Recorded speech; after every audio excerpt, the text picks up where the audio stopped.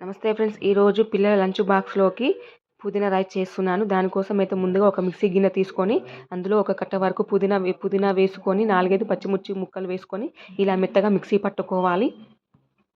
తర్వాత స్టవ్ మీద గిన్నె పెట్టుకొని గిన్నె బాగా వేడయిన తర్వాత 2 టేబుల్ స్పూన్ నెయ్యి అయితే వేసుకుంటున్నాను.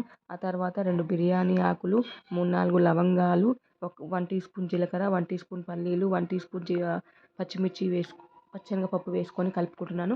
ఆ తర్వాత ఆనియన్ ముక్కలు వేసుకుంటున్నాను. 1 నిమిషం పాటు కలుపుకున్న తర్వాత 1 టీ స్పూన్ పసుపు, 1 టీ స్పూన్ సాల్ట్ వేసుకొని ఒక 2 నిమిషాల పాటు కలుపుకోవాలి. తర్వాత కరివేపాకు వేసుకొని ఒక 2 నిమిషాల పాటు కలుపుకున్న తర్వాత ముందుగా మిక్సీ పట్టుకున్న పుదీనానైతే వేసుకొని ఒక 2 నిమిషాల పాటు కలుపుకోవాలి. ఒక 5 నిమిషాల తర్వాత ముందుగా ఉడికించి పెట్టుకున్న రైస్ని అయితే వేసుకొని ఒక 2 నిమిషాల పాటు బాగా కలుపుకోవాలి. రైస్ పిల్లలే కాకుండా పెద్దలైనా ఇష్టంగా తినేసేయచ్చు.